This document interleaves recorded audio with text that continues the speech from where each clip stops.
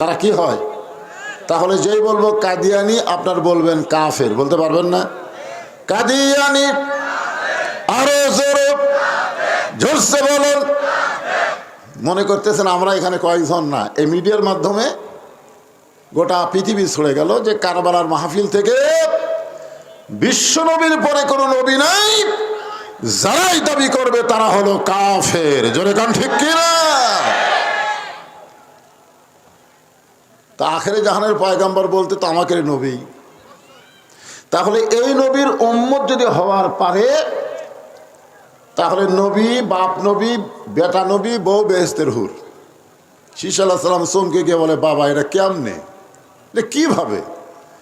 আদম বললেন, বেটা শীষ তাহলে শোনো, আমি একটা ভুল করেছিলাম। ভুল কি করছিল? আদম আলাইহিস সালাম যে গন্ধম খাচ্ছে, এটা কি ইচ্ছা করে খাইছে? ভুল। ভুল, শুধুমাত্র ভুলের কারণে বহু বছর আমি কান্নাকাটি করছি, কিন্তু আল্লাহ আমার তো কোরআনের আয়াত বলে তওবা করছে। তখন কোরআনের আয়াত ছিল না, ওই দোয়াটা আল্লাহ শিখাই দিয়েছিলেন। দোয়াটা আপনার সঙ্গে সকলে পড়েন। রব্বানা পড়েন, রব্বানা যালামনা আনফুসানা ওয়া ইল্লাম তাগফির লানা ওয়া তারহামনা লানাকুনান্না মিনাল খাসিরিন।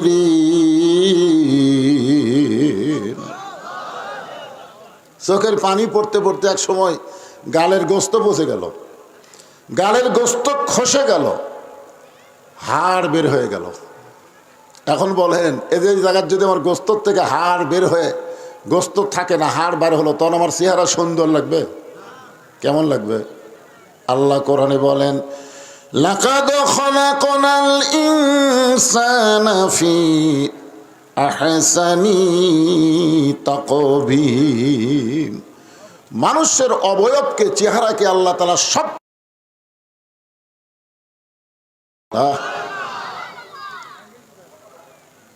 আদম আলাইহিস সালাম এক সময় পানি পান করতে গিয়ে পানির মধ্যে আয়না স্বরূপ নিজের চেহারা দেখে বললেন, আল্লাহ, এত বছর কাঁদি এখন পর্যন্ত তওবা কবুল হয় না। আল্লাহ কয়, আদম, শুধু কাঁদলে হবে না, কাঁদার মতো কাঁদা লাগবে।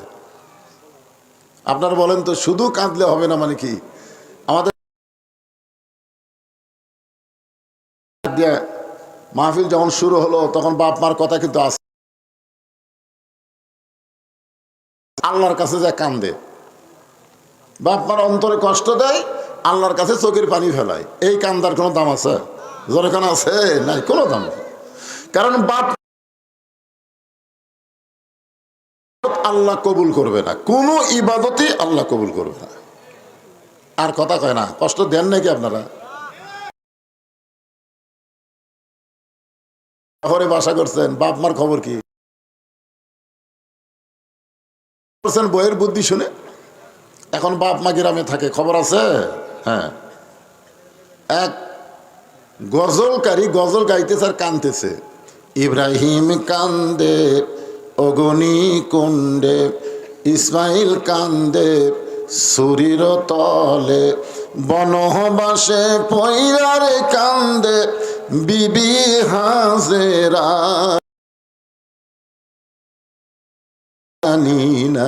এই বলে আর খালি ধর করে চোখতে পানি ফেলায়। ফেরেশতারা বলতেছে, আল্লাহ যে হারে কানতেছে আর রেজাল্ট কি? আল্লাহ কয়, জাহান্নাম। কারণ নবীর শানে মিথ্যা কথা বলতেছে। ইব্রাহিম নবী তো আগ্নেয়কুণ্ড পড়েই নি, তো কানবে কেন? ইব্রাহিম নবী কি অগ্নিকুণ্ডে পড়ছে? আল্লাহ বলতেছেন, কুলনা ইয়া নারু কুনি বারদাও ওয়া সালামান আলা। আল্লাহ তার জন্য শান্তিদায়ক বেহেশতের বাগান বানায় দিয়েছে। জোরে কেন সুবহানাল্লাহ। তাহলে ইব্রাহিম কান্দে অগ্নিকুণ্ডে, এটা কি সত্য কথা না মিথ্যা কথা? ইসমাইল কান্দে ছুরির তলে, ইসমাইল নবী ছুরির তলে কানছে। আল্লাহ বলেছেন, ইনশাআল্লাহু মা'আস সাবিরিন, নিশ্চয় বাবা আপনি আমাকে ধৈর্যশীলের মধ্যে পাবেন, কান্নাকাটির মধ্যে পাবেন না। চিন্তা করেন, ঠিক কিনা বলেন? এই যে নবীর সামনে মিথ্যা কথা কয় আর গজল গায়। পাহাড়ও কাটিলাম জঙ্গল খুঁজিলাম নবী তোমার দেখায় আমি পাইলাম না। এই গজল কয়ার কান্দে। আপনারা বলেন তো পাহাড় কাটা জঙ্গল খুঁজে নবী পাওয়া যাবে? তাহলে কি বলা লাগতো? নামাজও পড়িলাম দোয়া করিলাম নবীর সুন্নতের আমল করে আজও নবীর দেখায় আমি পাইলাম না। তুমি সত্য কথা না বলে ভণ্ডামি কথা বলতেছো আর চোখ দেখালি দর দর করে পানি ফেলতেছো। আপনার বলেন এই কান্দার কোনো কাম আছে? আল্লাহ বলে আদম শুধু কাঁদলে হবে না, চিন্তা ভাবনা করে কান্দা লাগবে। বর্তমানে যেখানে আল্লাহর কাবা ঘর, তখন ঘর ছিল না। পৃথিবীর মধ্যে সবচাইতে দামি জায়গা হলো তখন ওই আল্লাহর কাবা ঘরের জায়গা। সুবহানাল্লাহ। আর এখন পৃথিবীর সবচাইতে দামি জায়গা কোনটা? এখন কোনটা? মনে বড় আশা ছিল আমি যাব মদিনায়। গান শুনছেন? 68 সালে 1968 সালে এই গান যখন আব্দুল আলিম কইছে, তখন কিছু আলেম লোকমা দিছে। লোকমাতে বলেছে, আব্দুল আলিম ভাই আপনি মূর্খ মানুষ তো, গানটা একটু পাল্টায় বলেন। কেমনে? মনে বড় আশা ছিল যাব মক্কা মদিনায়। আপনি মক্কারে বাদ দেখালি মদিনার কথা বলেন। গায়ক আব্দুল আলিম তখন কোরআন থেকে একটা আয়াত তেলাওয়াত করলেন, কুল হে রাসূল আপনি বলেন, ইন কুনতুম তুহিব্বুনাল্লাহ ফাত্তাবিউনি। আল্লাহু আকবার। কেউ যদি আল্লাহকে পাওয়ার চায়, রাসূলকে ইত্তেবা করা ছাড়া আল্লাহকে পাওয়ার কোনো রাস্তা, তাহলে আমার সঙ্গে বলেন, উপায় নাই রে, উপায় নাই রে, উপায় নাই, নবী বিনে আল্লাহ পাওয়ার উপায় নাই। কে ভাই গজল গাইলে গুনাহ হবে? হ্যাঁ, ভাগ্য গুণে আমরা নবী পাইছি, সেই নবীর সামনে একটা গজল গায়। আপনি পাবেন নবী ছাড়া আল্লাহ পাবেন? বাদ দিয়ে ধরেন তো আল্লাহ। আবু জেহেল উতবা সাইবা বহুবার নবীর বাড়ির ধারে এসে জিকির করেছে, লা ইলাহা ইল্লাল্লাহ, লা ইলাহা ইল্লাল্লাহ, লা ইলাহা ইল্লাল্লাহ। নবী খুশি হয়ে বলতেছে, আল্লাহ এরা তো সব কলেমার জিকির করতেছে। আল্লাহ বলতেছে, না আপনি খুশি হলে হবে না তো, আমাকে খুশি হওয়া লাগবে। তো নবী আপনি কখন খুশি হবেন? বলে যখন এরা মুহাম্মদ রাসূলুল্লাহ বলবে তখন আমি আল্লাহ খুশি হব। শুধু লা ইলাহা ইল্লাল্লাহ আল্লাহ খুশি না, মুহাম্মদ রাসূলকে মেনে নেওয়া লাগবে। জোরে কোন কথা ঠিক কি না? এখানে ফাত্তা বিউনি শব্দ কি বুঝতেছেন? এজন্য গলা ছাড়া দেয় যুবকেরা, জীবনে বহু গান গায়। আজকে একটু গান গাও। উপায় নাই রে, উপায় নাই রে, উপায় নাই, নবী বিনে আল্লাহ পাওয়ার উপায় নাই। আব্দুল হালিম বললেন, কেউ যদি মক্কার মানুষ, মদিনার মানুষটাকে গ্রহণ করে, তার সুন্নত আদর্শ যদি আমল করে, তাহলে শুধু মক্কা নয়, মক্কার আল্লাহ পর্যন্ত তার হয়ে যাবে। এখন বলেন তো আসল জায়গা মক্কা না মদিনা? হ্যাঁ, মদিনা। কারণ মক্কা যখন বিজয় হলো তখন আল্লাহর নবী কাবার দরজা খুলে দেখে 360টা মূর্তি। কয়টা? সাহাবেরা বললেন, ইয়া রাসূলুল্লাহ আল্লাহর ঘরের মধ্যে মূর্তি। রাসূল বললেন, আমরা কোথায় ছিলাম? বলে আমরা মদিনায় ছিলাম। তাহলে ভালো মানুষ থাকবে মদিনায়। কাবার আশেপাশে যদি শয়তান থাকে, আল্লাহর ঘরের মধ্যেও মূর্তি ঢোকে। জোরে কোন কথা ঠিক কি না? এখন আপনাকে কারবালা মসজিদের আশেপাশে কারা থাকে? নামাজি যদি থাকে তো মসজিদের উন্নয়ন এমনি হবে। জোরে কোন কথা ঠিক কি না? আর মডেল মসজিদের মতন বানাত হোসেন, নামাজের লোক নাই। তো মসজিদের উন্নয়ন বলতে কি বলতে বুঝতেছেন? হ্যাঁ, আল্লাহ রাসূল বললেন আমরা ছিলাম মদিনায়, যার কারণে কাফেরেরা সুযোগ পায়া কাবার মধ্যেও মূর্তি ঢুকেছে। মূর্তিগুলো বের করো, ভাঙ্গো। এখান থেকে বোঝা গেল নবী থাকবে যেখানে সবচাইতে দাম হবে ওইখানে। ধরে কোন কথা ঠিক না? নবী মক্কা বিজয় করে যেই মক্কাত গেছে তখন নবী হাত দিয়ে মূর্তিগুলো বার করতেছে। ভাইজান নবী থাকবে যেখানে হেদাত আছে সেখানে। মা তাকুমুর রাসূলু ফাখুযুহু। আল্লাহ বলেছেন আমার নবী যেটা করেছেন তোমরা সেটাই করো। একটু মনোযোগ দিয়ে শুনবেন। তখন কাবা ঘর ছিল না, তবে কাবা ঘরের জায়গা ছিল। মাইক হঠাৎ এরকম চঞ্চন করা শুরু করলো কেন? এই মাইকালা কোথায়? এটা আসলে একটু তুলে দাও, মানে এটা আমার থুতু বরাবর হয়ে গেছে, বুঝলে?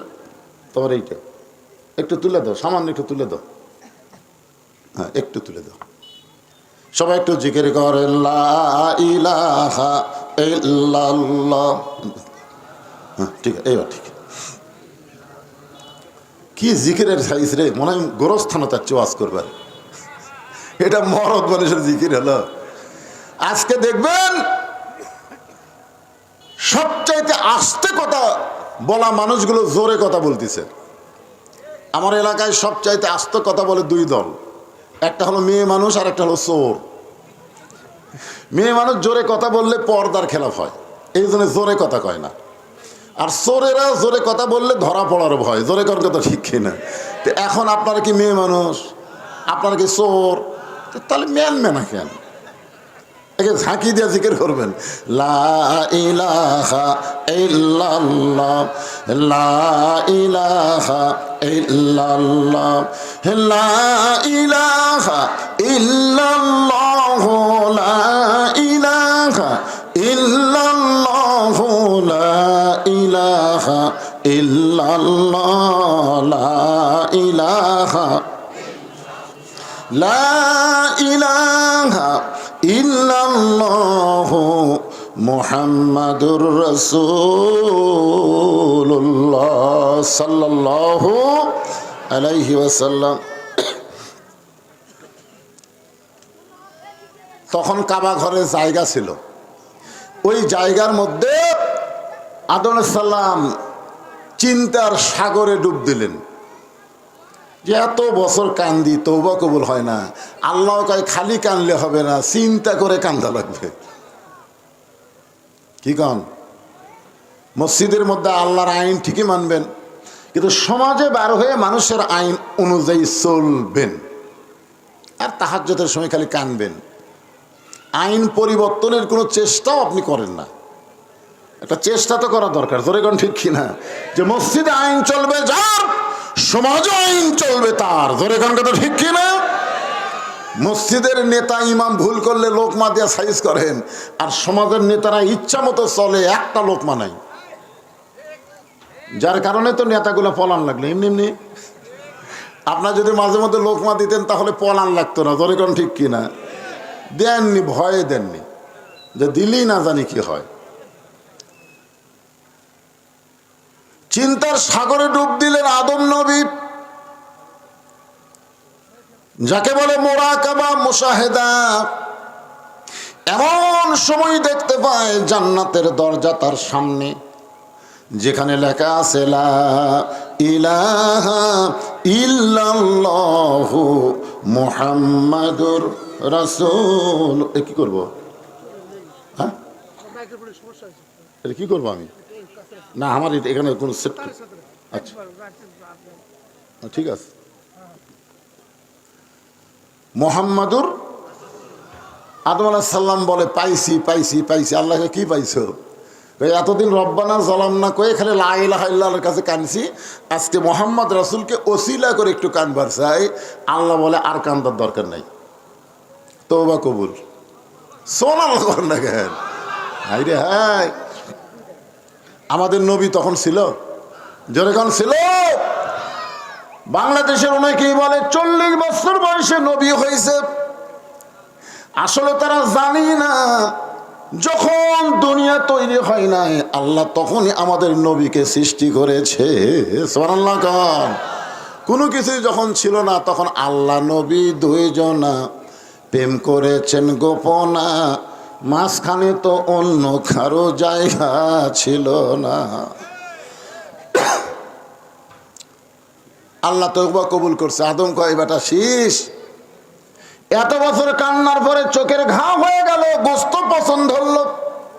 তারপরে সেই নবীর ওসিলায় আল্লাহ আমার তওবা কবুল করেছে, শুধুমাত্র একটা ভুল করার কারণে।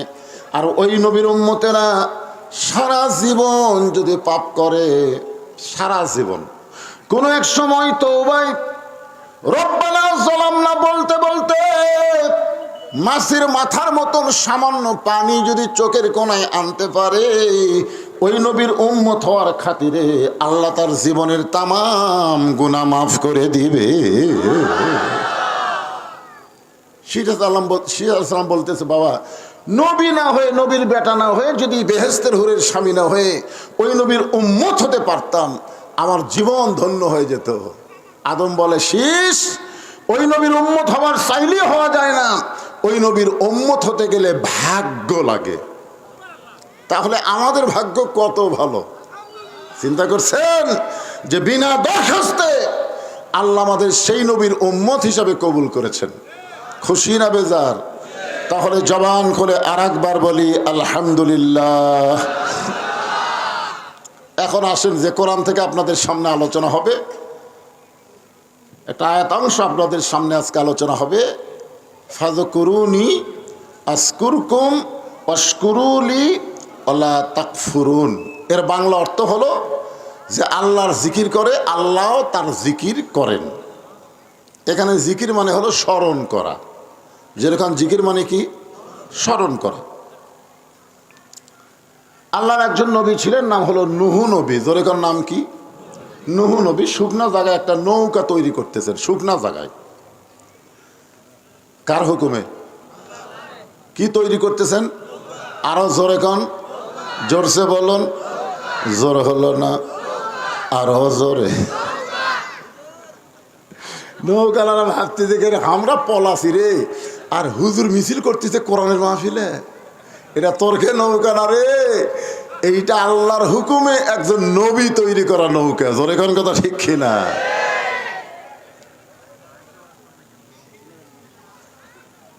কি নৌকার মিছিল হলো না? মাশাআল্লাহ। এমন সময় একজন বুড়ি মানুষ লাঠিতে ভর দিয়ে সে বলে, বাবা নূহ, এই শুকনা জায়গায় নৌকা বানানোর কারণ কি? মাইকের সাউন্ড একটু বেশি হয়ে গেছে, চঞ্চন করতেছে। এই শুকনা জায়গায় নৌকা বানানোর কারণ কি? নূহ বলতেছেন, বুড়িমা, বন্যা নামক একটা গজব আসবে, ওই গজবে গোটা পৃথিবী পানির নিচে ডুবে যাবে।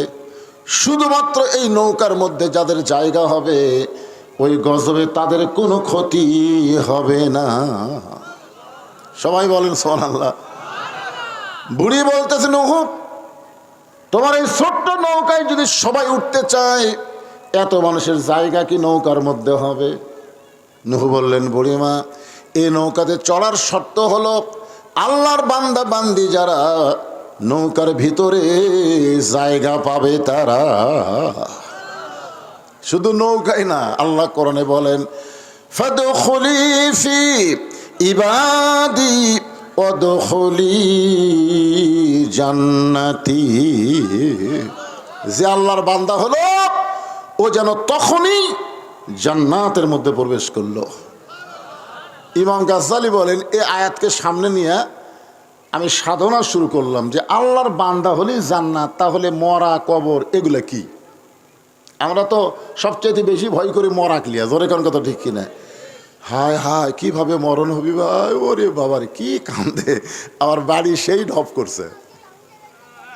আজরাইল আসার পরে আগে ঘুরে ঘুরে দেখাবে, কে রে এলা কি রে, ইন্টারভিউ করছিস, হায় হায় এসি লাগাইছিস, তোর যা সোফা সেট, তোর যা খাটের গদি রে, এগুলো সব ঘুরে ঘুরে দেখে কিছুক্ষণ পরে এইরকম কান্দিস কি দেখছো, মানে এরকম করে দেখাচ্ছে যে তো এটি থেকে লিয়ে ওটি থমো। তার মানে বুঝতেছেন না, জীবন গেলে কুটি থবি 3 তালাক। তার মানে মরে গেলি এমন একটা জায়গায় নিয়ে যাওয়া হবে যার কোনো দরজা নাই, জানলা নাই, ইন্টেরিয়র নাই, বাতি নাই, এসি নেই, কিছুই নাই। এজন্যে যে ব্যক্তি দুনিয়াতে যত সাজগোজ করে বাড়ি ঘর বানাবে, তার মৃত্যুর কষ্ট তত বেশি হবে। আর যাই মাটির শুয়ে থাকে, আদরাইল কয়ে দে, আমি তো আর থাকি মাটি, আমার মাটির তলে গেলে অসুবিধা কি? এই জন্যে যে দুনিয়াকে যত ভালোভাবে গ্রহণ করেছে, দুনিয়ার মহব্বতের পাগল হয়ে গেছে, তার মৃত্যুর শাস্তি তত বেশি হবে। আমার কথা কি বুঝলেন? হ্যাঁ। ইমাম গাজ্জালী রহমতুল্লাহ আলাইহি দীর্ঘদিন সাধনা করার পরে এই আয়াতের মধ্যে তিনি পেয়ে গেছেন, মৃত্যু নামক যানবাহনের পিঠে চড়ে কবর নামক দরজা দিয়া প্রত্যেকটা বান্দা জান্নাতের মধ্যে প্রবেশ করবে। মৃত্যু হলো একটা যানবাহনের নাম, জোরে কোন কিসের নাম? আর কবর হলো জান্নাতের দরজা। ফাদখুলি ফি ইবাদি ওয়াদখুলি জান্নাতি। আপনার বলেন তো এই হিসাবে মৃত্যু ভালো না খারাপ? কারণ মৃত্যু যানবাহনত পিরত চড়বে, যানবাহনত চড়ে কবর নামক জান্নাতের দরজা দিয়ে আমরা যাব জান্নাতে। না মরলে জান্নাতে যাওয়ার কোনো রাস্তা, মৃত্যুকে গ্রহণ করাই লাগবে।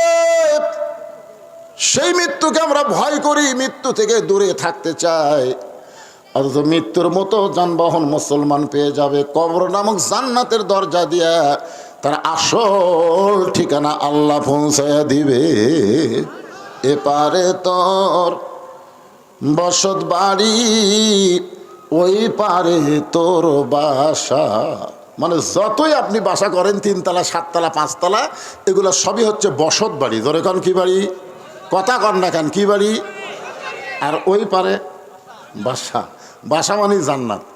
আপনার বলেন তো এই শহরে যারা বাসা করছে, এরা গ্রামের বাড়িতে থাকবার চায়? সকালে যায়, বিকালে কয় ভাই বাসার যাওয়ালি। আরে পাগলা, তুমি তো এখানেই জন্মগ্রহণ করছো ভাই, 2-4 দিন থাকো। না না না, এখানে থাকার পরিবেশ আছে, আমি বাসার যাবার চাই। তুমি যদি দুনিয়ার বাসার দিকে টান থাকে, তাহলে জান্নাত তোমার আসল বাসা, সেই বাসায় যাবার চাও না কেন? দুনিয়াটা থাকার জায়গা নাকি? দুনিয়াটা থাকার জায়গা? মুসলমানের জন্য দুনিয়া হলো সিজনুল মুমিনিন, মুমিনদের জন্য দুনিয়া হলো জেলখানা। আর আমরা দুনিয়ায় জান্নাত বানাচ্ছি। ও বাবারে, যাবো না রে। এপারে তোর বসত বাড়ি, ওই পারে তোর বাসা। ভবদরিয়ায় পাড়ি দিতে কেমনে করলি আশা, এ পাহাড়ে তোর বসত বাড়ি, ওই পারে তোর বাসা। একটু মনোযোগ দিয়ে শুনবেন। নূহ বলতেছেন, বুড়িমা, আল্লাহর বান্দা বান্দি যারা নৌকার মধ্যে জায়গা পাবে তারা। বুড়ি বলতেছে, বাবা নূহ, আল্লাহর বান্দা বান্দি হওয়ার গেলে কি করা লাগবে? নূহ বলতেছে, তাহলে আপনি স্বীকার করেন লা ইলাহা ইল্লাল্লাহু নূহু নবিয়ুল্লাহ। আচ্ছা, আপনারা এই কলমা পড়লে কি গুনাহ হবে? আপনি যদি ইহুদিক বলেন লা ইলাহা ইল্লাল্লাহ মুহাম্মদ রাসূলুল্লাহ, ওরা বলবে না। আপনি যদি খ্রিস্টানক বলেন লা ইলাহা ইল্লাল্লাহ মুহাম্মদ রাসূলুল্লাহ, ওরা বলবে না। কারণ ওরা আমাকে হিংসা করে, আমাদের নবীগুলো আমাকে নবীকে বিশ্বাস করে না। জোরে কোন কথা ঠিক কিনা? কিন্তু এখন যদি আপনাকে বলি লা ইলাহা ইল্লাল্লাহ মুসা কালিমুল্লাহ, আপনারা আপত্তি করবেন? মুসা নবীকে যারা মানে ওরাই তো ইহুদি, আর ঈসা নবীকে যারা মানে তারা হলো খ্রিস্টান। আমরা যদি বলি লা ইলাহা ইল্লাল্লাহ ঈসা রুহুল্লাহ, আমাদের কোনো আপত্তি আছে? মানে আমরা মুসলমান সমস্ত নবীকে বিশ্বাস করি আর বিশ্ব নবীর কলেমা পড়ি। জোরে কোন কথা ঠিক কিনা? কথা বলেন। তাহলে নূহ নবিউল্লাহ বলতে আপনাদের আপত্তি আছে? সবাই একসাথে বলেন লা ইলাহা ইল্লাল্লাহু নূহু নবিউল্লাহ। নূহ নবী বললেন, বুড়িমা, আপনার আর কোনো টেনশন নাই। বন্যা নামক গজব যখন শুরু হবে, আমি আপনাকে হাত ধরে নৌকায় উঠায় আনিব। সঙ্গে সঙ্গে বুড়ি বললেন, আলহামদুলিল্লাহ ওয়াশকুরুলি ওয়ালা তাকফুরুন। খুব খেয়াল করবেন। আচ্ছা, হাত ধরে তুলবে কে? নূহ নবী। আর প্রশংসা করলো কার? দেখছেন, আমরা তো বড় বড় নেতা আসলে ওর প্রশংসা করতে করতে আমাকে রে, আমার নেতার চরিত্র ফুলের মতন পবিত্র, নামাজ পড়ে না, একক তো কথা ঠিক কিনা? আয়া আপনারা বলেন যে মানুষ দাঁড়ায় পেশাব করে নামাজ পড়ে না, ওকে যারা নেতা কয় এরা কি? সুম্মা রাদাদনাহু আসফালা সাফিলিন। একটু মনোযোগ দিয়ে শুনবেন। প্রশংসা পাওয়ার একমাত্র মালিককে। ইন্নাল হামদা ওয়ান নি'মাতা লাকা ওয়াল মুলক লা শারিকা লাক। কে রে হাজী সাহেবরা কি বলে আইছেন মক্কার কাবা ঘরের সাথে? হ্যাঁ, ওখানে বললেন লাকা ওয়াল মুলক লা শারিকা লাক, একমাত্র আল্লাহ ছাড়া কাউকে রাজনীতিতে, রাষ্ট্রতে, ক্ষমতাতে স্বীকার করি না। একমাত্র রাজনীতি চলবে কার? আরো জোরে কি বলতেছেন? লাকাওয়াল মুল লা শারিকা লাক, গোটা পৃথিবীর রাজত্ব কার? আর কিছু কিছু চামচা নেতা বলতেছে ইসলামের সাথে নাকি রাজনীতির সম্পর্ক নাই। এক ফকির ভিক্ষা করবার যায় থেকে বাদশাহ শাহজাহান মসজিদের মধ্যে দুই হাত তুলে কাঁদতেছে, ও বাদশার বাদশাহ, তোমার দরবারে আমি ফকির, আমি ফকির, আমি ফকির। বাংলাদেশের মতন ৪৫টা দেশের সম্রাট নিজকে ফকির বলতেছে। বাদশার বাদশাহ মানে বাদশাকে, আরো ধরে কোন বাদশাকে? তাহলে সম্রাট শাহজাহান কি ফকির? ধরে কোন সম্রাট শাহজাহান কি? তাহলে যারা বলে ইসলামের সাথে রাজনীতির সম্পর্ক নাই এরা ফকির। বাদশার নীতি হলো রাজনীতি। ধরে কোন কথা ঠিক কিনা? আল্লাহকে বাদশা না? তাবারাকাল্লাযী বিয়াদিহিল মুলক, রাজত্ব কার? তাহলে আল্লাহর নীতি হলো রাজনীতি। সম্রাট শাহজাহান হলো ফকির, মানুষের নীতি হলো ফকরা নীতি। আপনি বলতে পারেন ইসলামের সাথে ফকরা নীতির কোনো সম্পর্ক নাই, তবে গোটা ইসলামটাই হলো রাজনীতি। নীতির রাজা, রাজপথের সেরা পথ রাজপথ। হাঁসের মধ্যে সেরা হাত যদি রাজহাঁস হয়, তাহলে নীতির মধ্যে সেরা নীতি হলো রাজনীতি। একটু খেয়াল করবেন। বুড়ি চলে গেল, বুড়ির আর কোনো টেনশন নাই, বুড়ি চলে গেছে। আল্লাহর প্রশংসা করে বিশাল বন্যা হলো, গোটা পৃথিবী 40 দিন পানির তলে ডুবে থাকলো। নূহ নবীর নৌকা এক সময় যদি পর্বতে ভিড়ে গেল। আল্লাহ ডাকতে বলে, নূহ রে খবর কি? নূহ বলতেছে আলহামদুলিল্লাহ, নৌকার মধ্যে যারা জীবিত আছে তারা, নৌকার বাহিরে যারা ধ্বংস হয়েছে তারা। আল্লাহ বলে, নূহ ওই বুড়িটার খবর কি? নূহ বলতেছে আল্লাহ আমার মনি নাই। কি বুঝলেন? মনি নাই। তার মানে বোঝা গেল যিনি সবসময় আমাদেরকে মনে রাখেন তাকেই ধরা লাগবে, যিনি ভুলে যান তাকে ধরে কোনো লাভ নেই। আমরা বিপদে আপদে মুসিবতে ধরবো কাকে? আরো জোরে। যখন তোমার কেউ ছিল না তখন ছিলাম আমি, আবার যখন তোমার কেউ থাকবে না তখন রবে আমি। মাঝখানে তুমি ভুলে গেলে। আজানটা শেষ হয়ে যাক। আজান কতক্ষণ চলবে? আজকে এখানে ঈশার নামাজ আমার আলোচনার পরে হবে। আপনাদের কোনো সমস্যা আছে? বিশাল জামাত হবে, হাজার হাজার মানুষের একটা বিশাল জামাত হবে, এই জন্য কোনো টেনশন নাই। হ্যাঁ, সবাই একটু আজানের সময় আল্লাহর জিকির করি। লা ইলাহা ইল্লাল্লাহ, লা ইলাহা, জোরে জোরে লা ইলাহা ইল্লাল্লাহ, লা ইলাহা ইল্লাল্লাহ, লা ইলাহা। কেউ যেন মনে করেন না যে আজান দিছে এখনই নামাজ পড়বো না। নামাজ আজান দিতে হয়। আর আল্লাহ রাসূল বলেছেন এশার নামাজ দেরি করে পড়াটাই আমার পছন্দ, কিন্তু উম্মতের কষ্ট হবে বলে এশার নামাজ আগা রাত্রে পড়ে, কিন্তু গভীর রাত্রে এশা পড়াটা নবী পছন্দ করে। জোরে কোন সুবহানাল্লাহ। গভীর রাত মানে রাত 12টার পর না, বিশাল ওয়াক্ত। এই 7:30টার থেকে শুরু করে 12টা পর্যন্ত এশার সময় আছে না নাই? জোরে কোন কথা বলেন তো। প্রতিদিন আপনারা আওয়াল উঠতে পড়েছেন, আজকে যদি 1 ঘন্টা পরে পড়েন সমস্যা হবে? প্রতিদিন কি এখানে মাহফিল হবে? আজকে হচ্ছে, এই জন্য আজকের দিনটা 1 ঘন্টা পরে পড়েন, কোনো মনের মধ্যে যেন এদিক সেদিক নিয়ে আসেন না। শয়তান কিন্তু ধোকা দিবে, কিরে আগের নামাজ না ওয়াজ? আরে পাগলা, সারা জীবন নামাজ পড়ার লাভ নাই, একবার যদি নামাজ ধরতে পারেন সেই নামাজ আপনাকে জান্নাতে নিয়ে যাবে। জোরে কোন ঠিক কিনা? আল্লাহ কয় নামাজের জোরে ফায়েসাকা যাবে দূরে, পাক কোরআনে রয়েছে ঘোষণা। এখন আকাম কুকাম নামাজ রোজা একসাথে বান্ধিয়া বোঝা, জাহান্নামে দিয়া সরওয়ানা। আজও কেন একে ওঠে রে, রেখে ওঠে রে, এই বাচ্চাগুলো উঠতে দিলেন কি আপনারা? এরকে দেখা দেখি শয়তান আপনাকে ধোকা দিবে।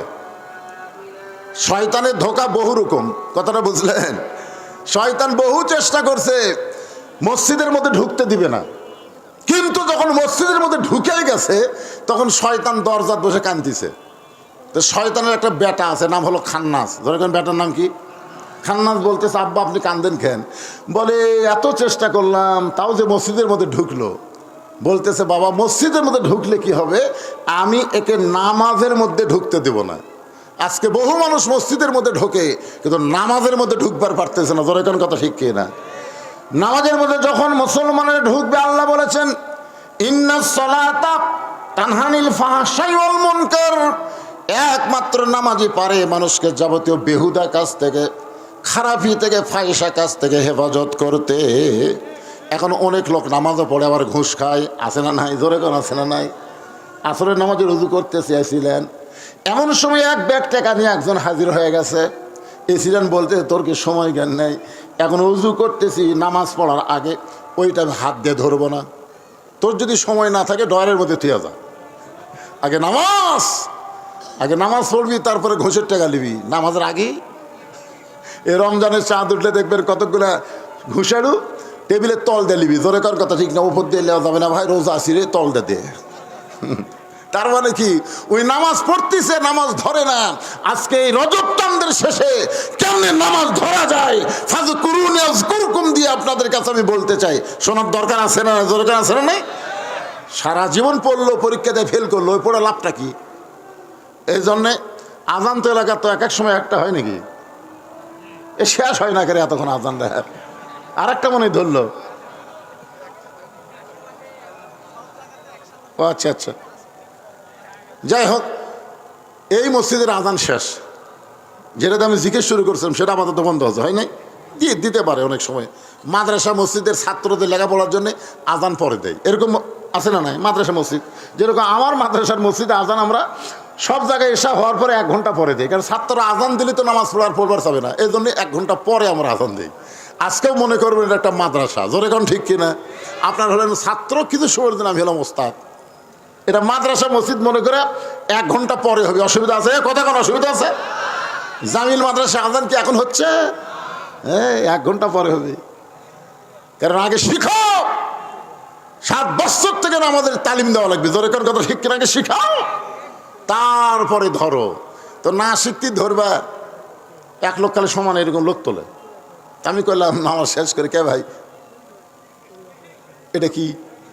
তো কয় হুজুর সবাই করে আমিও করি, মানে সগলি তোলে ওইও তোলে। কি ওই শিখছে? ওই কথা কেন শিখছে? ওই চটকান মারতেছে, তার মানে কি? হিন্দু বলতেছে কে ভাই তোমাকে মসজিদে ধার ধারে মাঝে মধ্যে যাই, তোমাকে ইমাম যে সামি আল্লাহ হুলিমান হামিদা কয়, হামিদা কারবো? তো মুসল্লি বলতেছে ভাই হামও শুনি রে, মনে হয় ইমামের বউ হবি না চাচি হবি, কে যে হবি? আপনারা বলেন তো, হামিদা কারো নাম? হামিদা মানে কি এটা জানে না। এইরকম বহু লোক নামাজ পড়তেছে কিন্তু কাম হবি না। তো একটু মনোযোগ দিয়ে শুনবেন, কোন জায়গায় কথা রাখছে মনে আছে আপনাদের? আপনারা ভুলে গেল, আল্লাহ পাক আমাকে ভুলাই দিবে না। জনগণের হেদায়েতের স্বার্থে আল্লাহ যেন আসল কথাগুলো বলার তৌফিক দেয়। জোরে কোন আমিন। ওয়াশকুরুলি ওয়ালা তাকফুরুন। আল্লাহ বলে নুহুরে, ওই বুড়িটার খবর কি? নুহু বলতেছে আল্লাহ আমার মনই নেই। অনেকে কয় না হুজুর আমার কোনো চিন্তা নাই, আমি বাবা ধরছি, আমি পীর সাহেব ধরছি, হুজুর আমার কোনো টেনশন নাই হুজুর। অনেকে বাবা কাবা ধরার লোক আছে না নাই? জোরে কর আছে না নাই? এই কিছুদিন পর যাওয়া শুরু হবে ট্রাকত করে গরু লিয়া, ট্রাক ভর্তি গরু। কেরে বাবা কোথায় যাচ্ছেন? হুজুর দোয়া করবেন, বাবার দরবারে যাচ্ছি। বাপ মা কই বুড়া বুড়ি আছে হুজুর, বুড়া বুড়ি আছে। বাপ মা হলো বুড়া বুড়ি আর ওই বাবার দরবারে যাচ্ছে। আপনার বলেন তো আর জন্মের ঠিক আছে? নিজের বাপ মারে বুড়া বুড়ি কয় আর বাবার দরবারে যায়। বাবা ধরছে, পীর ধরছে। আমি পীরের বিরুদ্ধে ওয়াজ করি না, আমরা ইমামকে ধরেছি। ইক্তেদাই তু বিহাদাল ইমাম, ইমামকে ধরেছি ততক্ষণ পর্যন্ত ইমাম যতক্ষণ নবীর তরিকা মোতাবেক নামাজ পড়াবে। জোরে কোন ঠিক কিনা? আসরের 4 রাকাত নামাজে ইমাম যদি 3 রাকাত বসে, আমরা কিন্তু আর ধরে থাকবো? কে রে, ইমাম 3 রাকাত বসেছে, ডবল টাইটেল পাস, দাওরা পাস, আজকে ধরে বসে থেকে আল্লাহ কয় নামাজ বাদ। ইমাম যদি ভুল করে লোকমা দে, বিশ্বাস যদি নবীর তরিকা বাদ দিয়ে নিজে একটা তরিকা বানায়, ওই পীরকে বাদ দেওয়া লাগবে। কারণ আতিউল্লাহ ওয়া আতিউর রাসূল, আমরা আল্লাহর আনুগত্য করব, নবীর তরিকা মোতাবেক চলবো। তুমি নতুন তরিকা কুটি পেলা। আজকে মুসলমানের মধ্যে বহু তরিকা ঢুকে যাওয়ার কারণে আমাদের মধ্যে মতভেদ তৈরি হয়ে গেছে। জোরে করার কথা ঠিক না? এই তবলিগের মধ্যেও 2 তরিকা ঢুকছে। তবলিগের মধ্যেও 2 তরিকা। জীবনে কোনোদিন শুনছেন তবলিগের লোকেরা বলে হুজুর এক লোক যাওয়ার সময় উড়াতো পা দিল, উড়াতো পাও দিয়ে পার হলো। আমি তাকে বললাম ভাই তোমার পাও তো লাগেনি, দেখছেন উড়াতো পাও দিছে, ওই কিছু কষ্ট না ভাই, তোমার পাও তো লাগেনি ভাই। এমন একটা নরম দল এবার খুনাখুনি হলো। জোরে কোন কথা ঠিক কিনা? তার মানে কি বোঝা গেল? তরিকা বাদ দেয়, নিজের তরিকা যদি কেউ বার করবার চাই তখন দেখবেন সেখানে শান্তির বদলে অশান্তি চলে আসবে।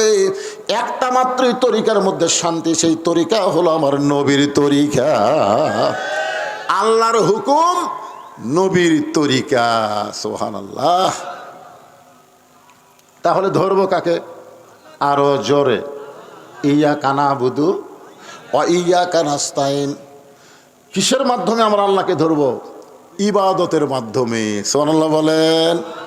ইবাদতের মাধ্যমে। ইয়াকা নাবুদু, আল্লাহ তোমার গোলামি করি, তোমাকে ধরে তোমার সাহায্য চাই।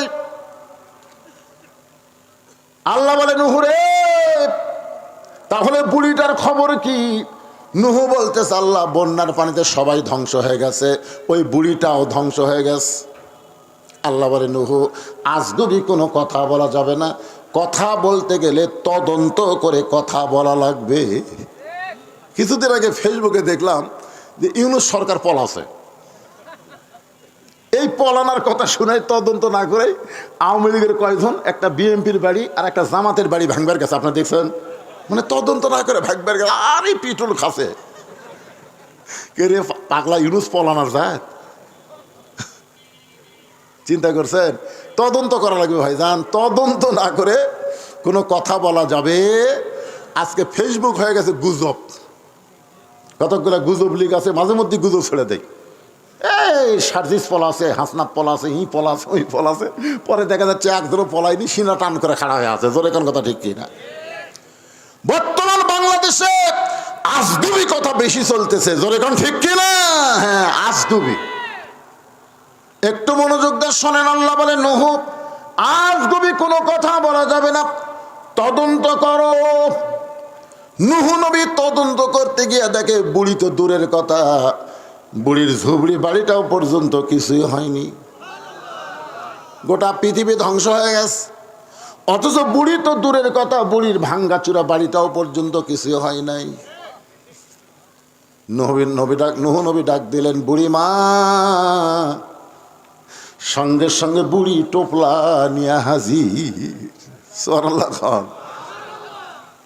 আল্লাহ বলেছেন ইয়া আইয়ুহাল্লাযীনা আমানুত্তাকুল্লাহা হাক্কা তুকাতিহি ওয়া লা তামুতুন্না ইল্লা ওয়া আনতুম মুসলিমুন।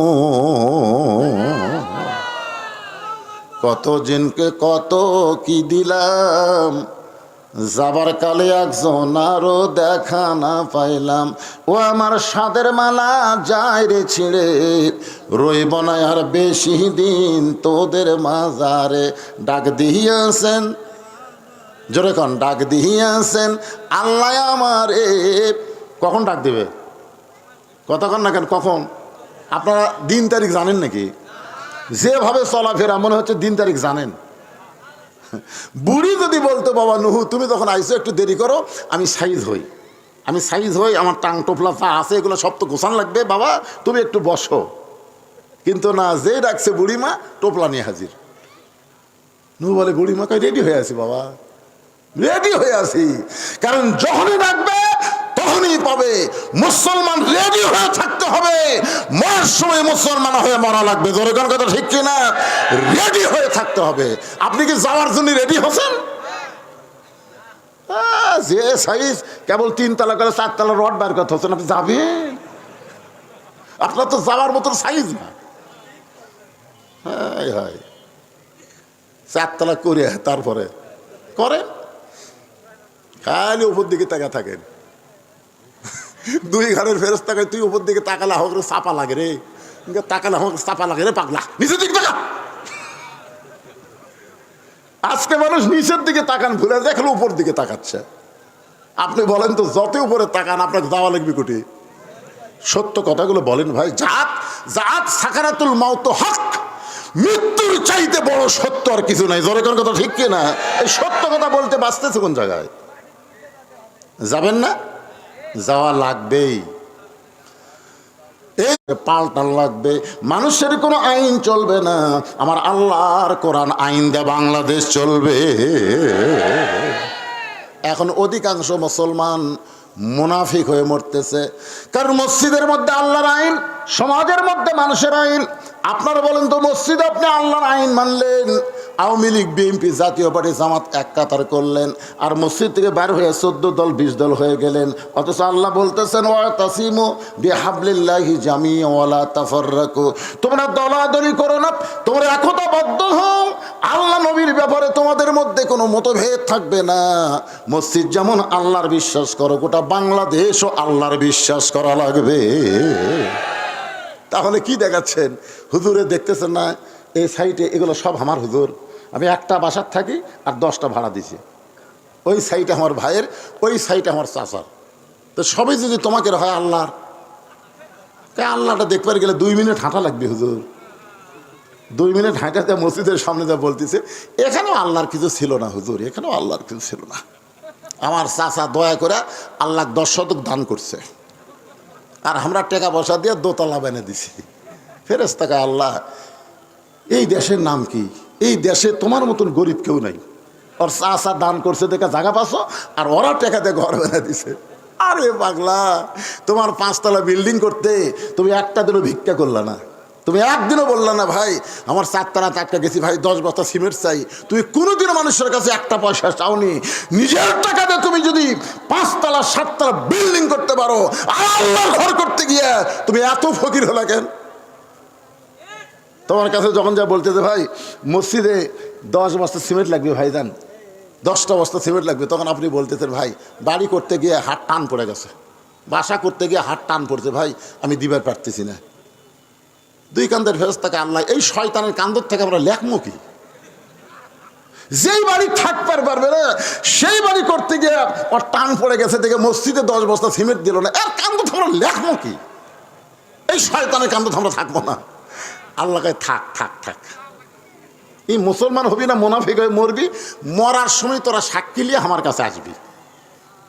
কি আজকে যদি আপনাকে বলা হয় যে মসজিদের জন্য কিছু দেন তো, দান বাক্স যেই মুখের সামনে গেছে ওর পকেটের দিকে খেয়াল করে দেখছে 500 টাকা আছে, 200 টাকা আছে, 100 টাকা আছে, 10 টাকা নাই। যেই 10 টাকা নাই মারিয়া দিছে, চৌচো করে 2 জন পার হয়ে গেছে। ওরা 2 জন বলতেছে আল্লাহ তো গ্রহণ করুক রে, তুই এমন ঠেলা মারলো আমাকে দেওয়া লাগলো না। ফেরেশতাকে আল্লাহ দান বাক্স ঠেলা মারল, রেজাল্ট কি? আল্লাহ কই দান বাক্স ঠেলা মারেনি, এই জান্নাত ঠেলা মারছে। জোরে কোন কথা ঠিক না? জান্নাত। কি মনে করতেছেন মসজিদে আপনি দান করবেন, আল্লাহ আপনার টাকা নিয়ে আপনাকেই দিবে, আপনার নামে জান্নাতে একটা কামরা বানায় দিবে। জোরে কোন সুবহানাল্লাহ। আর টাকা চালি আছে ওয়াস না দেন, অসুবিধা নেই। কি দরকার বাপজান মসজিদে? কি দরকার?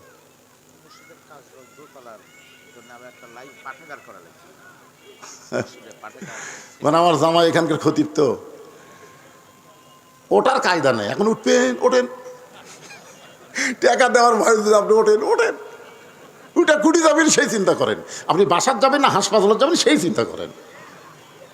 মানুষ তো যাওয়ার নিয়তে বহু জায়গা যায়, কিন্তু যাওয়া তো হয় না ভাই, হাসপাতালে কাতরায়। ধরে কোন ঠিক কিরে, কিরে হাসপাতালে কেন, তুই না শ্বশুর বাড়িতে যাবি? কামারে ভাই, শ্বশুর বাড়িতে যাবার শাশুর ভাই, কিন্তু অটো ভ্যান মেরে দিছে ভাই, অটো ভ্যান মেরে দিছে, পাগলা তো কাল্লা হাসপাতাল নিয়ে যাবি, বাড়ি যাবো তো টেকা দেওয়ার ভয় লাভ তো ওঠেন।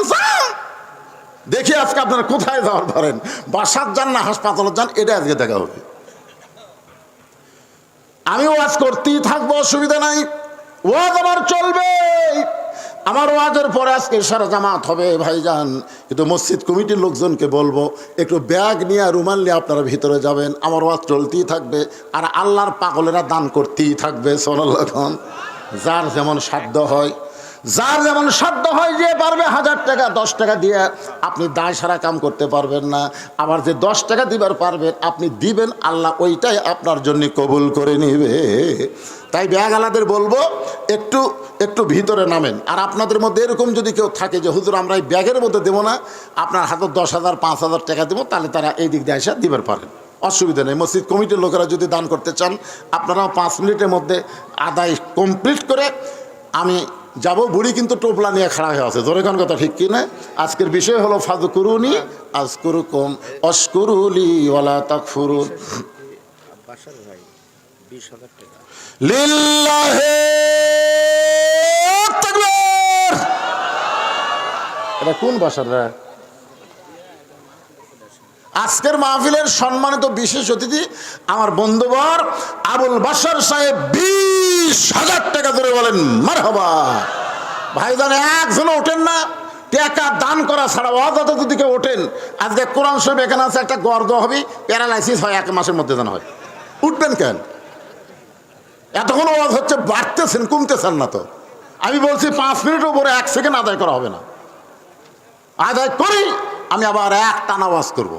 এই জন্য যে ব্যাগ লেগেছে, দেন দেন দেন দেন দেন, ঠেলা দান দেন না, দান বাক্স দেন, ঠেলা মারেন না, সবাই দেন, যে যা পারবেন, যার যেরকম ইমানে কুলায় সাধ্যে কুলায় দান করবেন। এই যে আরেক ব্যাগ ঢুকছে, দেন, সবাই দেন। যারা 10,000 5,000 1,000 2,000 দিবেন, তারা ব্যাগের মধ্যে না দেয়, এখানে দেন। আল্লাহর ঘরের জন্য আল্লাহর একজন বান্দা 500 টাকা দান করেছে, আল্লাহ দানকে কবুল করেন, আল্লাহুম্মা আমিন। দোতলার কিছু কাজ বাকি আছে, পাঠাগার করতে চাই, এই জন্য সকলেই প্রাণ খুলে একটু দান করবেন। আমার মা বোনেরা যেখানে ওয়াজ শুনতেছেন, আপনাদের মধ্যেও বিশ্বাসযোগ্য লোক যাবে বা মসজিদের জন্য আপনারাও দান করবেন। নগদ যদি না পারেন, কাগজ কলমটা রেডি হয়ে আছে, এই কাগজ কলমটাও রেডি আছে। কেউ যদি নগদে টাকা না আনেন, তাহলে হুজুর আমি আল্লাহর ঘরের জন্য 5,000 টাকা বাকিতে দিলাম, আপনি এখানে নাম লিখে দিতে পারেন, নাম লিখে দিতে পারেন। সর্বসাকল্যে 5 মিনিটের মধ্যে কাম সারা। হ্যাঁ, আর কারা দেবেন? এক বিশেষ অতিথি দিয়েছে, প্রধান অতিথি কি দিল, আরও তো বিশেষ অতিথি আছে, তারা কি দিল? সভাপতি সাহেব কুটি গেল রা?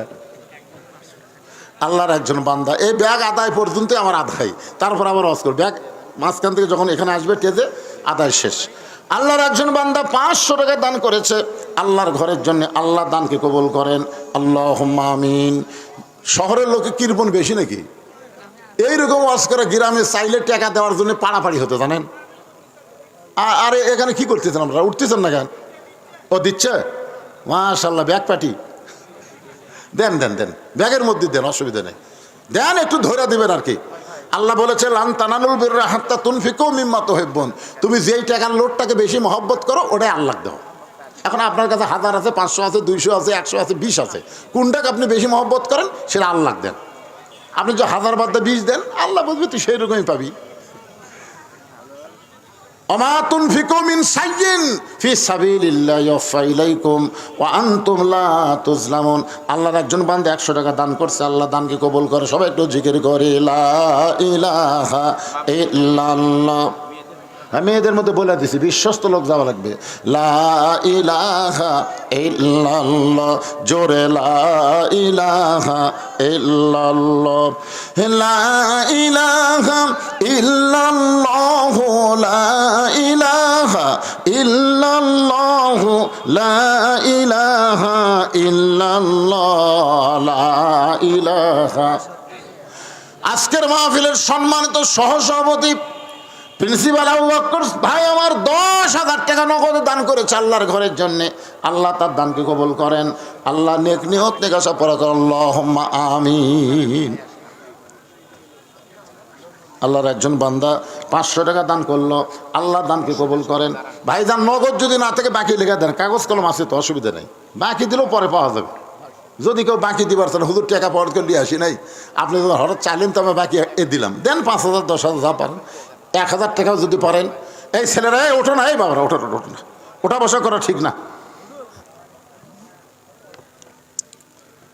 তাহলে কোন জায়গায় ওয়াজটা আটকে আছে? নূহ নবী বললেন বুড়ি মা, বুড়ি টোপলা নিয়ে হাজির। এ তোমরা আমার আদায় তোলো না, কে আদায় তুলবে? তাহলে এখন অল স্কোয়ার বক্তা মনে করবি রে। এরা আদায় সময় স্টপ করে দেয়, কয় হুজুর খালি ওয়াজে জানে, আদায় জানে না। কি টেকনিক করে আদায় করতেছে, তুলে দেওয়া লাগবে না? তুলছে, মাশাআল্লাহ, আদায় তুলবে। যে বক্তা খালি ওয়াজ জানে না, আদায়ও জানে। অনেকে আমাকে বলে হুজুর আপনি আদায় করে পারেন, কিন্তু আমি যে করি এটা দেয় না।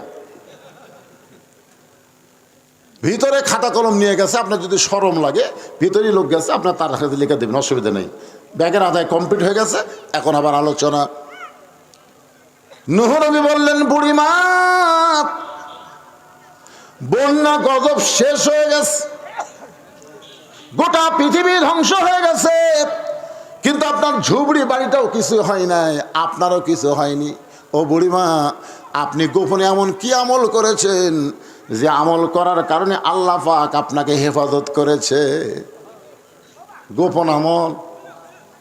নূহ নবী বললেন বুড়িমা, এমন কি আমল করেছেন যে আমল করার কারণে আল্লাহ তাআলা আপনাকে হেফাজত করলো? বুড়ি বলতেছে, নূহ রে, তুমি যখন আমাকে গজব শুরু হওয়ার আগে হাত ধরে নৌকায় উঠাবার চাইলাম, সেই সময় আমি কিন্তু তোমার প্রশংসা করি নাই, আমি প্রশংসা করেছি কার? ইমানের কলেমা গ্রহণ করার সাথে সাথে, ইমানের কলেমা লা ইলাহা ইল্লাল্লাহ, নূহ নবীউল্লাহ এই কলেমা গ্রহণ করার সঙ্গে সঙ্গে আমার ইমান আমাকে বলে দিয়েছে, বুড়ি রে, দুনিয়ার সবাই সবাইকে ভুলতে পারে, কিন্তু আল্লাহ কোনোদিন কাউরে ভোলে না। তাহলে আমরা জিকির করব কার? আরো জোরে, জোরসে বলুন। দাও দাও করে আগুন জ্বলতেছে, চড়কের উপরে আমাদের জাতির পিতা হযরত ইব্রাহিম বসে আছে, আর রশি ধরে বাবা আজর টানতেছে, রশি ধরে টানতেছে ছেলেকে বাঁচানোর জন্য না, আগুনের মধ্যে ফেলে দেওয়ার জন্যে। আগুনের মধ্যে ফেলে দেওয়ার জন্য বাবা আজ রশি টানতেছে, নিচে দাও দাও করে চুলার আগুন জ্বলতেছে। ইব্রাহিম নবীর চোখ দিয়ে দর দর করে পানি পড়তেছে। এমন সময় ফেরেশতা জিবরাইল বলে, নবী গো, এমন করে আপনি কাঁদবেন না, আল্লাহ আমাকে 600 পাখা দিয়েছে, একটা পাখার বাতাস দিব, গোটা আগুনের চুলা সাগরের মধ্যে গিয়ে নিভে যাবে। আমাদের জাতির পিতা বললেন, জিবরাইল তুমি কি মনে করতেছো আমি আগুনের চুলার ভয়ে কাঁদতেছি?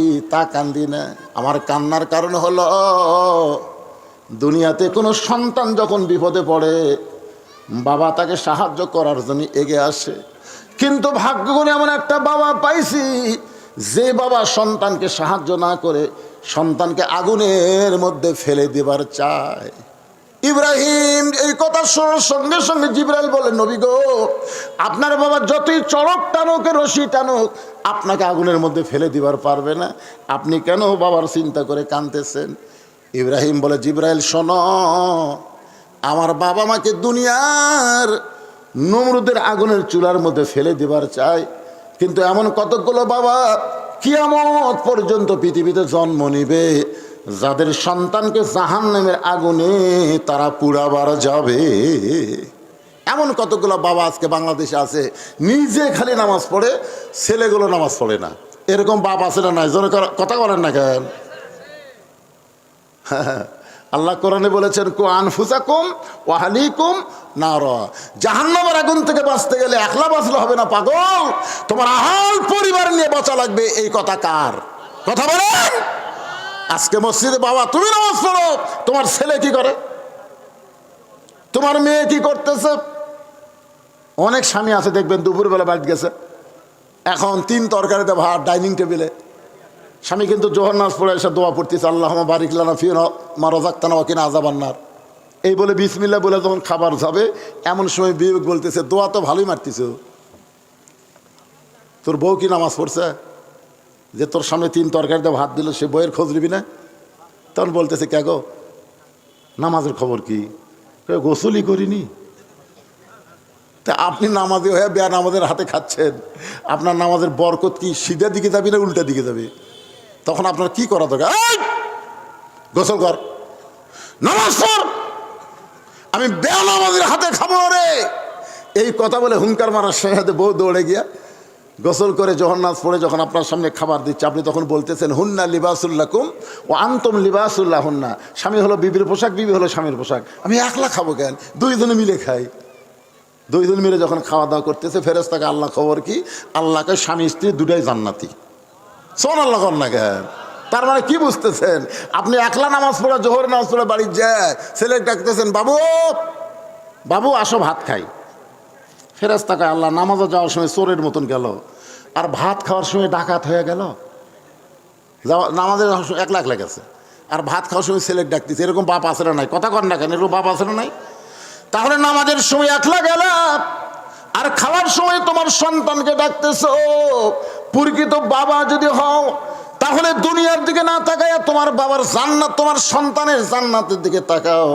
এমন কিছু কর্ম সন্তানকে দাও যে কর্মের কারণে আল্লাহ তাআলা তাকে জান্নাত দিয়ে দেয়। ওই বাবাই হলো পৃথিবীর সবচাইতে ভালো বাবা। যেই বাবা সন্তানের দুনিয়া চায় না, আখেরাত ভালো চায়, ওই বাবাই পৃথিবীর সবচাইতে খারাপ বাবা। যে বাবা সন্তানের দুনিয়া ভালো চায় কিন্তু আখেরাত ভালো চায় না।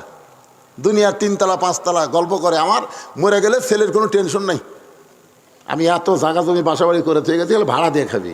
হায় হায়, মরে গেলে সন্তানের কোনো টেনশন নাই, কিন্তু তোমার সন্তান যখন মরে যাবে তখন তোমার খবর কি? তোমার খবর কি? আল্লাহ নবী যখন জান্নাতের মধ্যে ঢুকলেন, লাইলাতুল মেরাজে নবী দেখলেন আল্লাহ কিয়ামত পর্যন্ত যা হবে নবীকে দেখাইছেন। নবী দেখলেন কতগুলো বাবা হাউমাউ করে জান্নাতের মধ্যে কাঁদতেছে। আবার নবী যখন জাহান্নামের মধ্যে ঢুকলেন, এমন সময় দেখতেছে কতগুলো বাবা মুস্কি মুস্কি হাসতেছে। নবী বলেন জিবরাইল, জান্নাতের মধ্যে কতগুলো বাবাকে আমি কান্না দেখলাম, আর জাহান্নামের মধ্যে কতগুলো বাবাকে হাসা দেখলাম, কারণ কি? জিবরাইল বলে রাসূলুল্লাহ, এই জাহান্নামের মধ্যে যারা হাসতেছে তারা নিজের পাপের কারণে জাহান্নামী হয়েছে, কিন্তু তাদের সন্তানগুলো নামাজ পড়ে পড়ে সব সময় আল্লাহর কাছে বলতেছে রব্বির হামহুমা কামা রব্বায়ানি সগীরা। বাবার জন্য সন্তান মসজিদে দান করে, বাবার জন্য সন্তান মাদ্রাসায় দান করে। আল্লাহ ডাক দে বলে, পাগল রে, তুই পাপের কারণে জাহান্নামী হলে কি হবে? তোর নেককার সন্তানের আমলের কারণে অতি সত্বর আমি আল্লাহ তোরে জান্নাত দিয়া দিব। অতি সত্বর জান্নাত পাওয়ার আশায় তারা মুচকি মুচকি হাসতেছে। আর যাদেরকে জান্নাতের মধ্যে কাঁদতে দেখলেন, আর নিজের নেকির কারণে জান্নাতি হয়েছে, কিন্তু এদের সন্তানগুলো সবসময় জুয়া খেলে, তাসের আড্ডার মধ্যে ফেন্সিডিল খায়, ইয়াবা খায়, নামাজের ধার দেওয়া যায় না, আজান দিলে কানত আঙ্গুল দেয়। আল্লাহ কয়, পাগল, তুই নেক কাজ করার কারণে জান্নাতি হলে কি হবে? সন্তানকে মানুষ করতে পারিস নাই, অমানুষ দুনিয়াতে রাইখা এসিস। এই সন্তান যত পাপ করতেছে, পাপের একটা অংশ তোর আমল নামার মধ্যে ঢুকতেছে, অতি সত্বর আমি আল্লাহ তোকে জান্নাত থেকে জাহান্নাম দিব। এখন চিন্তা করেন, আপনি যদি জান্নাত পান, সন্তানের কারণে আপনাকে জাহান্নামে যাওয়া লাগবে।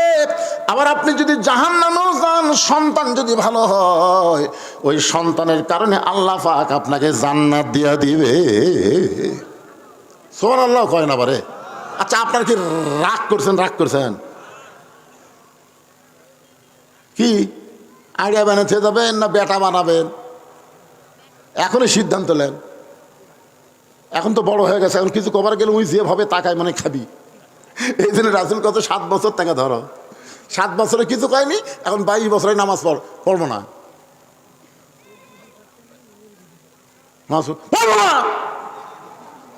এই কথা কয় বাপের দিকে আগে আসে, বাপ আস্তে আস্তে মায়ের কাছে যায়। তোমার ছেলে এরকম হলো কেন? তুমি লাইদে করছে। এই জন্য ইসলামের নিয়মগুলো খেয়াল করবেন। 7 বছর থেকে নামাজের তালিম দিবেন, 10 বছর থেকে যাবার না চালে ঘাড় ধরে পাকলিয়ে যাবেন। কি 10 বছরের বাচ্চা ঘাট ধরলে কিছু করতে পারবে? কিন্তু 22 বছর ঘাট ধরে যাবেন, একটু রাগ করে করলে আপনার দিকে 1 ধাপ আগে আসে, আপনি 2 ধাপ পিছনে যান। একটু মনোযোগ দিয়ে শুনবেন। জিবরাইল বলে, ওগো আল্লাহর নবী, আপনি যদি চান, আল্লাহ আমাকে 600 পাখা দিয়েছে, 1টা পাখার বাতাস দিব, গোটা আগুনের চুলা সাগরের মধ্যে গিয়ে নিভে যাবে। সঙ্গে সঙ্গে আমাদের জাতির পিতা হযরত ইব্রাহিম, ফাযকুরুনি আযকুরকুম, আগুনের চুলার উপরে বললেন, হাসবি আল্লাহু নিমাল ওয়াকিল অনিমাল মাওলা অনিমান নাসির। আল্লাহ কা ইব্রাহিম, আগুনের চুলার উপরে তুমি আমাকে স্মরণ করলে, আমার প্রতি ভরসা করলে, আমার প্রতি তাওয়াক্কুল করলে, আগুনের কোনো শক্তি নাই, শক্তি হলো আল্লাহর। এ বিশ্বাস করে তুমি চড়কের উপরে বসে আছো, তুমি আগুনের মধ্যে পড়বা না। তুমি আমাকে স্মরণ করার কারণে আমি তোমাকে স্মরণ করে বললাম, কুলনা ইয়া নারু কুনি বারদাও ওয়া সালামান আলা ইব্রাহিম। তাহলে সবসময় স্মরণ করবেন কাকে? আরো জোরে।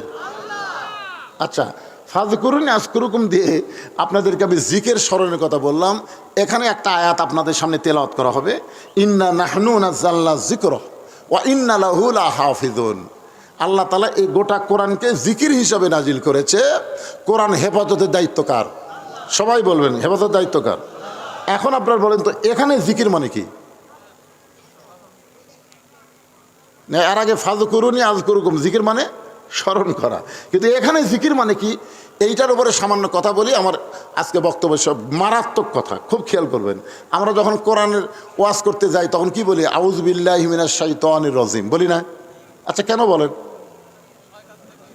কারণ এই কোরআনের মাধ্যমে শয়তান আমাদের সবচাইতে বড় ধোঁকা দিচ্ছে। আজকে কিন্তু বাংলাদেশের কোনো দল কোরআনের বিপক্ষে না, কিন্তু কোরআন অনুযায়ী চলার বিপক্ষে। জোরে কোন কথা ঠিক কিনা? সারা জীবন কোরআন পড়েনি, কোরআনের বিরুদ্ধে চারণ করছে।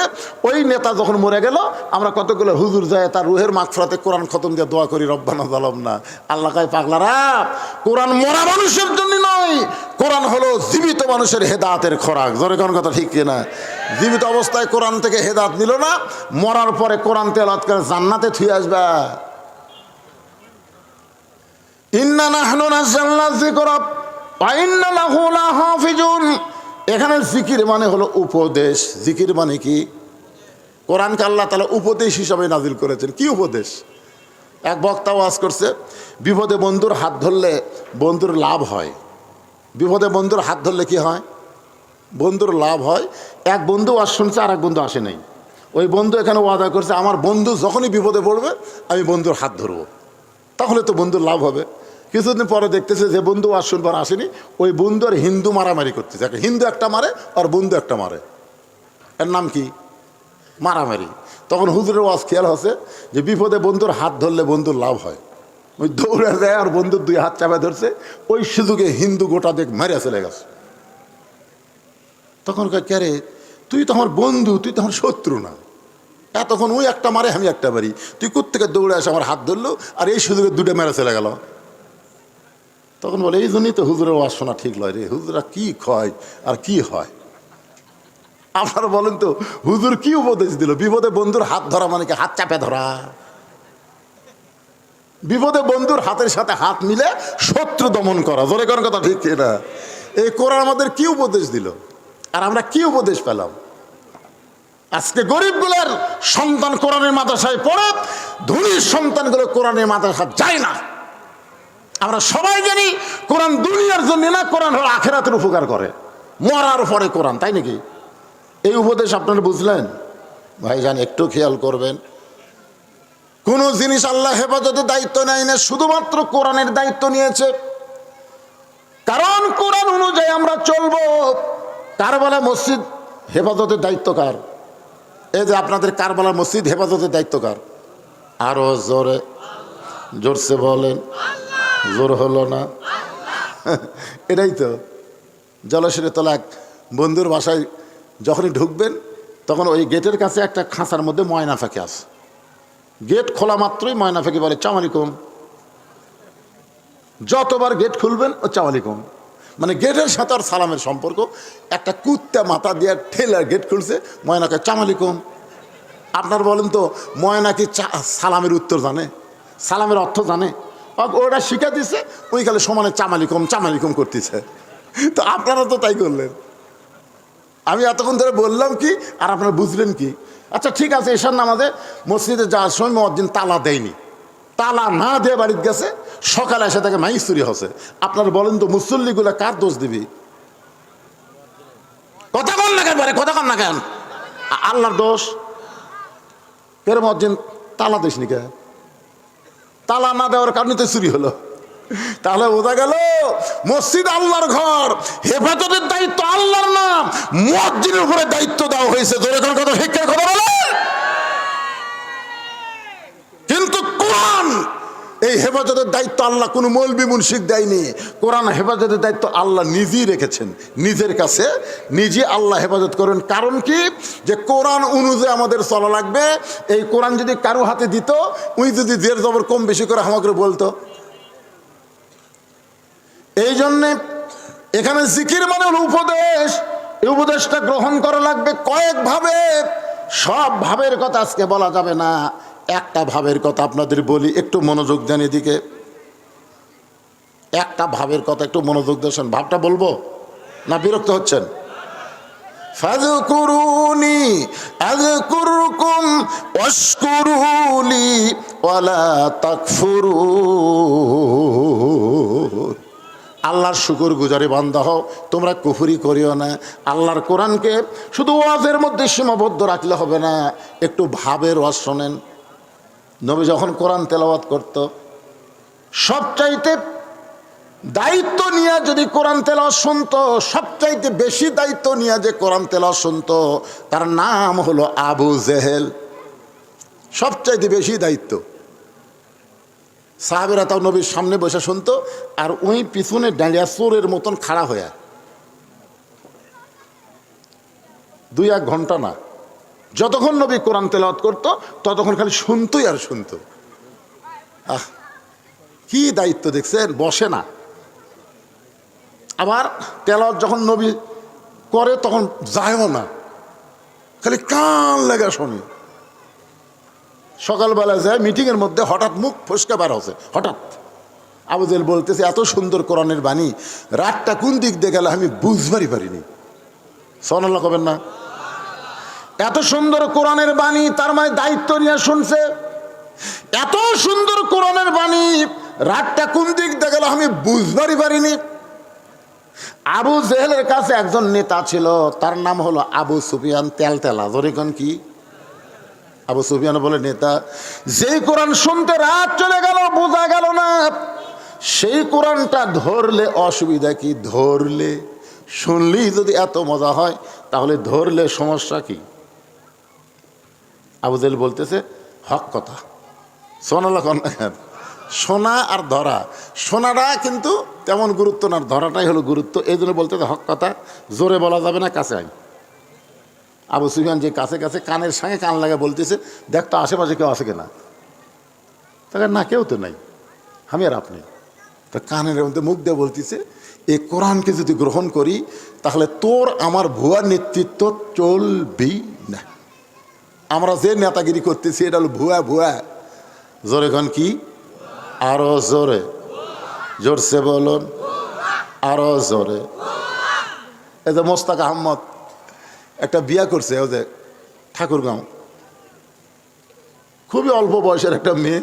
ওই লাইব্রেরিতে গেছে বই কিনবে, 21শে বই মেলাত গেছে, সব কয় মোস্তাক আহমদ ভুয়া ভুয়া। তারপর আমাকে হিরো আলমও গেছিল, অকে কছে ভুয়া ভুয়া। সাকিব খানও গেছিল, কয় ভুয়া। একটা রবি উঠেছিল ভুয়া। জোরে কন ঠিক কিনা? তাহলে কোরআন ছাড়া মানুষেরা ইন্ডিয়াদের নেতৃত্ব দিবে, এরা হলো আরো জোরে, জোরসে বলেন। আবু জেহেল বলতেছে, তোর আমার নেতৃত্ব চলবে না, আসল নেতা হয়ে যাবে আব্দুল্লাহর এতিম পোলা। খালি মসজিদের মধ্যে তারা নেতাগিরি করবে না, সমাজের নেতাও তারাই হয়ে যাবে। আপনার বলেন তো, মসজিদের একটা ইমাম যখন আপনার নিয়োগ দেন কি কি দেখে দেন? কথা কর না কেন? মসজিদের একটা ইমাম যদি আপনার নিয়োগ দেন তাহলে কি দেখেন? না, তেলাওয়াত ভালো আছে, তেলাওয়াত ভালো, চেহারাও মাশাল্লাহ, কিন্তু ইমামের বউ একদিন মার্কেট করছে, ওটা আমার মসজিদ কমিটির সেক্রেটারি দেখছে, আপনার বউ ইমাম কয় বাড়ি তেলাওয়াত ভালো, চেহারা ভালো, সুরত ভালো, সবই ভালো, খালি বউটা মার্কেটে গেছে, এই না হবি না তো? আপনি বউ ব্যাপারটা চলে, মার্কেটত যায়, যতই বোরকা পরে দেখ, মরদ মানুষের কথা বলে কাপড় নেয়, এই লোকের পাশে আমরা ইত্যাদি করবো না। ওরে বাবা রে, আপনি মসজিদের নেতা নির্বাচনের ব্যাপারে এত সজাগ হলেন, আর 2টা থানার একটা এমপি হবি, সেইটা নির্বাচনের ব্যাপারে আপনাকে সজাগ হওয়ার দরকার আছে না? কথা বলেন। আজকে মসজিদের ব্যাপারে সজাগ বলে মসজিদ ভালো আছে, সমাজের ব্যাপারে সজাগ হবার গেলে তাহলে আল্লাহর কোরআনকে ইন্না নাহনু নাযালনা যিকরা ওয়া ইন্না লাহু লাহাফিজুন, আল্লাহ বলেছেন কোরআনকে আমি জিকির হিসাবে নাজিল করেছি, এই কোরআন হেফাজতের দায়িত্ব হলো আল্লাহর। জোরে বলেন কার? এখন আর একটা জিকিরের ওয়াজ করব, কুরাই শেষ। জিকিরটা হলো ইযা নুদিয়া লিস-সালাতি মিন ইয়াউমিল জুমআ ফাসআউ ইলা যিকিরিল্লাহ। আপনারা সবাই বলেন এখানে জিকির মানে কি? এবারে এর আগে জিকির মানে হলো স্মরণ করা, ফাজু করুনি আজু করুম, আমরা আল্লাহ স্মরণ করবো, আল্লাহ আমাকে স্মরণ করবে। তারপরে জিকির মানে হলো কি করা? হেফাজত করা। হেফাজত জিকির মানে কোরআন। আর এখানে জিকির মানে কি? যে ইযা নুদিয়া লিস-সালাহ মিন ইয়াউমিল জুমআ ফাসআউ ইলা যিকরিল্লাহ, জুমার নামাজে যখন আজান দিবে, আজান শোনার সঙ্গে সঙ্গে, ফাসআউ মানে কি?